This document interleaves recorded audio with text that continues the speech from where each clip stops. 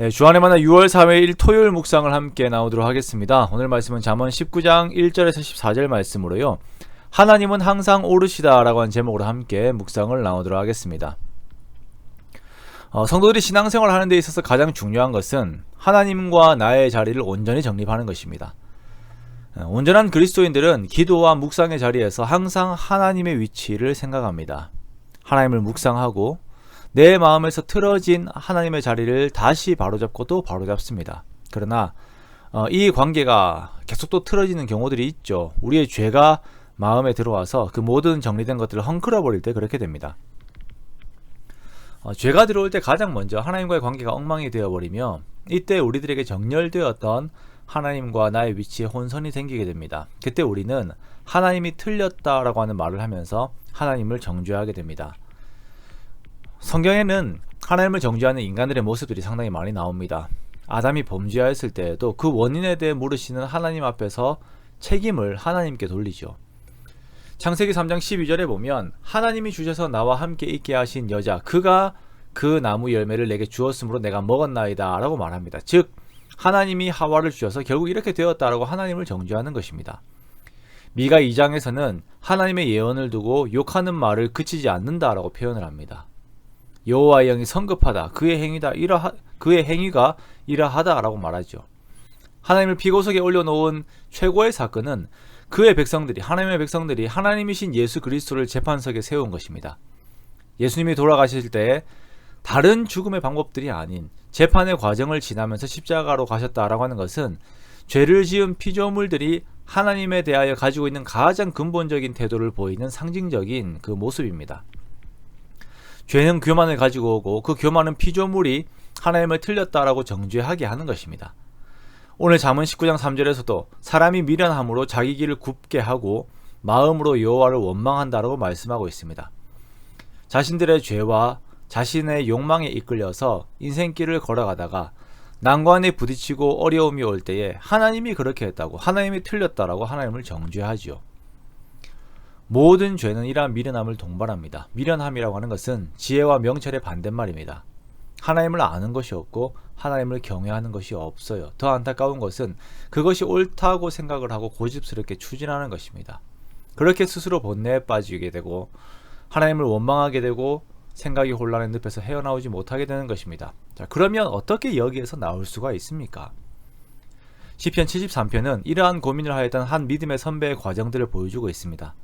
죄인들이 이 세상에서 잘 되는 것을 보면서 직접적으로 하나님을 원망하고 있는 그 형제들 앞에서 마음의 큰 혼란 속에서 스스로 그것을 해결하지 못하는 한 시인의 모습을 보여주고 있어요. 그러다가 그 어지럽고 어두운 안개와 같은 그 마음이 성소에 들어갈 때에 마치 어두웠던 시력을 되찾은 것처럼 그 마음이 밝아지는 것을 보여줍니다. 시편 73편 17절 말씀에 하나님의 성소에 들어갈 때에야 그들의 종말을 내가 깨달았나이다. 21절과 23절에 보면 내가 이같이 우매무지함으로 주 앞에 짐승이 오나 내가 항상 주와 함께하니 주께서 내 오른손을 붙드셨나이다 라고 고백을 하죠. 즉 우리가 죄 속에서 미련하게 나의 길을 가다가 내 마음이 혼란으로 가득할 때에 직접적으로는 말하지 않지만 하나님을 정죄하는 성격으로 내 마음이 흘러갈 때에 그때 내가 하나님께 엎드려 기도하는 자리에 들어가야 하는 것입니다. 예배의 자리에 하나님을 경배하는 자리에 들어가야 합니다. 그 과정에 들어가기 전에 저는 참 그렇게도 힘이 들어요. 마귀가 온갖 방해들을 하면서 하나님 앞에 들어가지 못하게 합니다. 주일 예배 가기 전에 온갖 불편함들이 있죠. 예배들에 들어가기 전에 온갖 불편함들이 있습니다. 내가 경건의 시간들을 가지려 할 때에 하나님께 의도적으로라도 집중하려고 할 때에 그것을 막으려는 온갖 마귀의 방해들이 있습니다. 그러나 여러분 이때 우리는 감정을 따라 내 기분을 따라 하나님께 나아가고 말고의 결정을 하는 것이 아닙니다. 이때 나는 내가 나의 왕이 되시는 하나님 앞에 무릎을 꿇고 나를 쳐서 복종시키면서 의무적으로 하나님 앞에 나아가야 합니다. 그렇게 성령님의 이끄심의 뒤를 따라가야 합니다. 그때 그 예배 자리에서 하나님께서 나에게 하나님을 보이시고 내 우매함을 알게 하시고 진리를 보게 하시고 내 영을 깨우시고 회복시키십니다. 그러므로 성도 여러분, 여러분의 생각이 여러분 안에서 마음대로 흐르게 내버려두지 마십시오. 하나님 앞에서 불평하고 그 정죄하는 마음이 있다면 그 마음을 그대로 방치하지 마세요. 그런 마음이 들어올 때 재빨리 하나님 앞에 무릎을 꿇으십시오. 그렇게 나와 하나님의 자리를 다시 정립하고 하나님을 높이고 경배하십시오. 그때 성령님께서 내 생각들을 마땅히 생각해야 할 것으로 이끄시고 내 마음에 다시금 하나님으로 인한 평안과 기쁨을 허락하십니다. 미련한 자들은 스스로가 그 길을 굽게 하고 하나님을 원망합니다. 그러나 지혜로운 자들은 자신을 낮추고 항상 하나님을 바라봅니다. 그리고 하나님께 감사하며 조심스레 말씀의 뒤를 따라요. 우리가 그런 지혜자들이 되기 원합니다. 오늘 우리가 또 주말을 보내게 됩니다. 그리고 주일을 준비를 하죠.